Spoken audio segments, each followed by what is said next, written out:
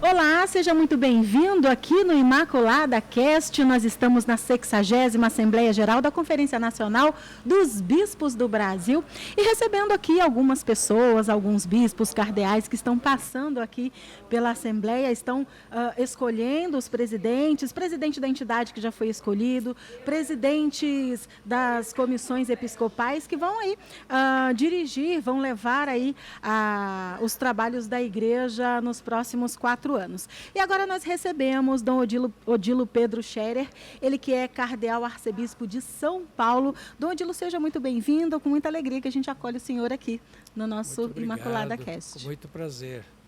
Gostaria de falar com o senhor sobre o acordo Brasil-Santa Sé, né? Muito se fala, nós ficamos muito felizes aí com as novidades e eu gostaria assim, de explicar de uma forma bem simples para quem está nos assistindo. No dia 13 de novembro de 2008, né, foi essa a data, foi assinado no Vaticano um acordo entre Brasil e Santa Sé sobre o Estatuto Jurídico da Igreja Católica no país. Queria que o senhor falasse um pouquinho assim, para a gente entender do que se trata esse acordo.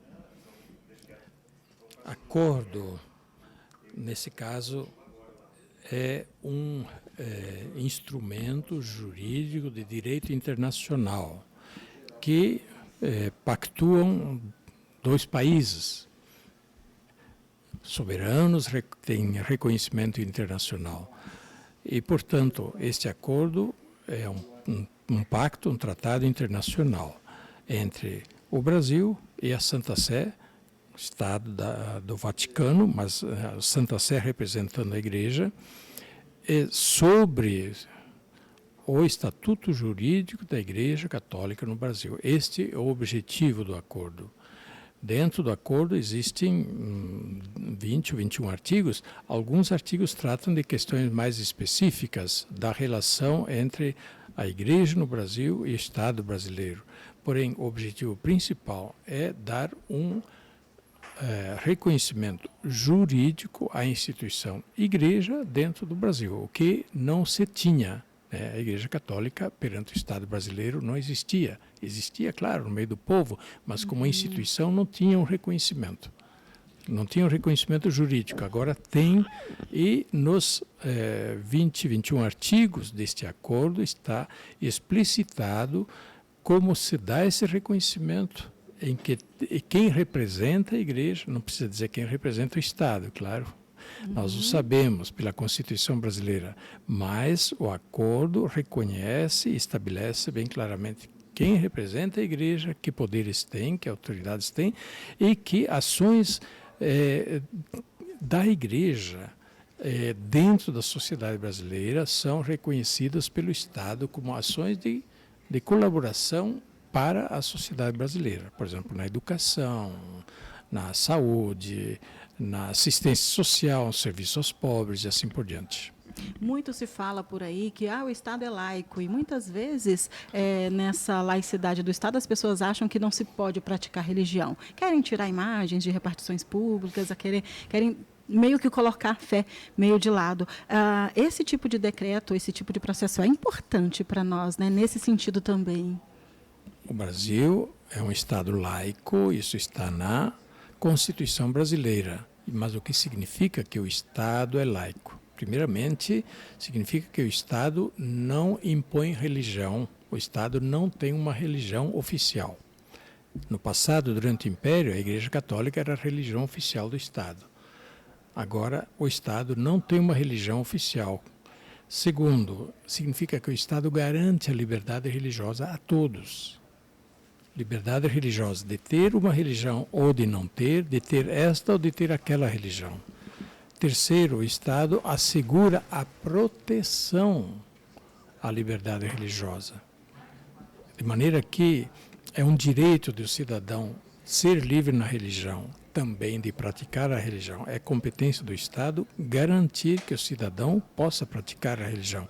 Então, dizer que o Estado é laico, por isso não pode ter religião, é um mal-entendido grosseiro. É um mal-entendido muito grosseiro, porque é exatamente o contrário.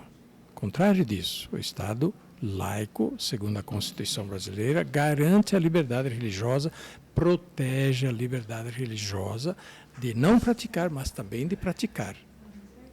E esse acordo Brasil-Santa Sé, ele é comum em todos os países? Como que ele acontece no mundo? A Santa Sé tem dezenas e centenas até de acordos com países do mundo inteiro e com países até mesmo que não são nada cristãos, muçulmanos, por exemplo, Olha. com o Estado de Israel, ou com países onde a maioria é, por exemplo, budista.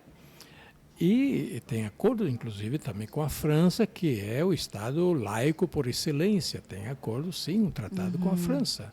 De modo que, justamente, esses tratados são feitos para deixar em termos claros qual é digamos, o estatuto, isto é, qual é o jeito jurídico da igreja dentro de um país, né?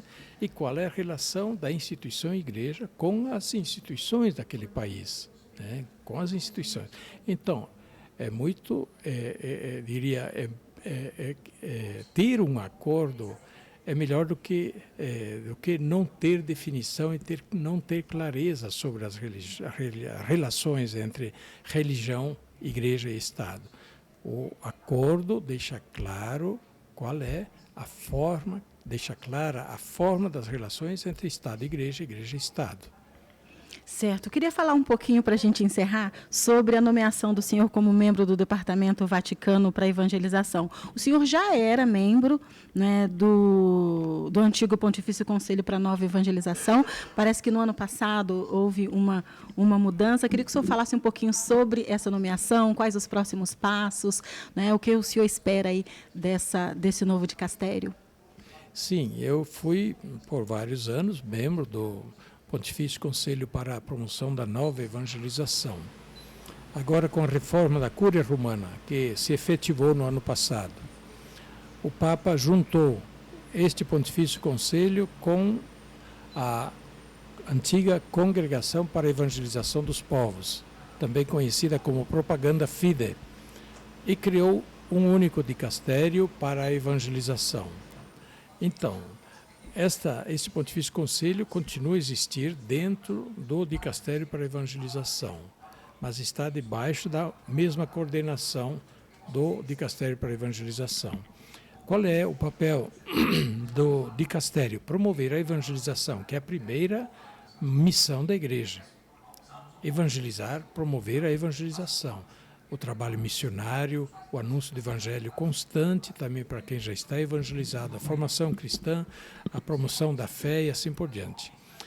E o trabalho, então, é distinto entre promover a evangelização para aqueles lugares onde a igreja já está há mais tempo, e promover a evangelização onde a igreja está iniciando a presença. Países de missão eram assim conhecidos, das igrejas mais jovens.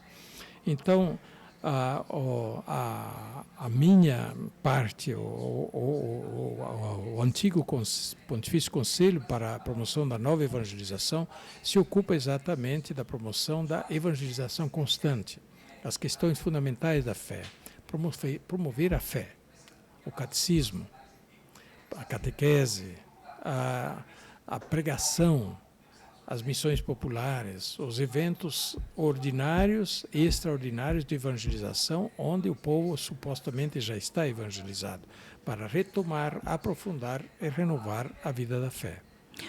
Um dicastério é algo muito amplo, né? Não vamos explicar aqui, né, porque não cabe, mas falando em evangelização, o senhor é arcebispo da maior metrópole do país e ainda traz o cardinalato, vamos dizer assim, que é um peso, uma responsabilidade, as pessoas cobram mais.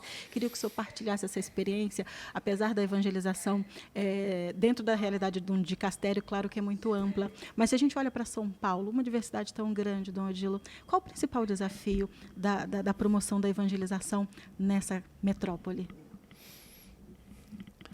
Bem, é difícil você dizer qual é o principal desafio. São muitos, né? O desafio é evangelizar. Este é o desafio. Não parar de evangelizar.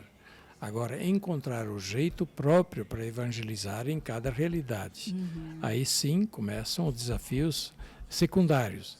E aí a gente precisa encontrar o jeito próprio de evangelizar na cidade, no ritmo da cidade grande, na frenesi da cidade grande e assim por diante, o que não é fácil.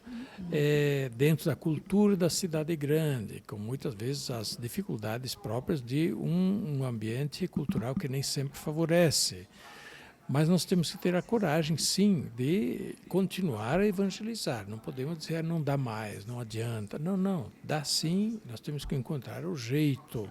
A igreja precisa se inserir no contexto urbano com a sua ação própria de evangelização, seja do anúncio, seja do testemunho, seja das múltiplas formas de presença pública. A igreja cabe na cidade, né? Mesmo se a cidade escondeu as igrejas, nós estamos presentes e precisamos fazer-nos presentes no tecido urbano, nos muitos mundos urbanos, né? No mundo, por exemplo, da variedade econômica, no mundo da miséria, da pobreza, da periferia, no mundo do povo da rua, do cortiço, no mundo das favelas, das comunidades, também no mundo de quem promove negócios e empresas, porque não tem que ser também ali presença do Evangelho, do Reino de Deus. Mas tem o mundo do estudo, da universidade, o mundo da escola, pois tem o mundo da comunicação, tem o mundo da área da saúde, que é imenso também em São Paulo, e assim por diante. Maneira que o mundo da arte, o mundo da cultura. Então, nós temos que encontrar os nossos modos de ali fazer presença e ali tornar presentes o Evangelho, os valores do Evangelho do Reino de Deus. Tá certo. E nós estamos aí, enquanto meio de comunicação, para ajudar nessa com certeza. Árdua missão. Contamos com vocês também, o seu trabalho na metrópole. Conte também com a nossa nova missão. Com certeza teremos êxito aí nessa nossa caminhada. Muito obrigada, Dom Odilo, pela sua participação com a gente aqui no Imaculada Cast. Pois não. Um abraço, tá bom? Tudo de bom para vocês. Deus abençoe. Amém.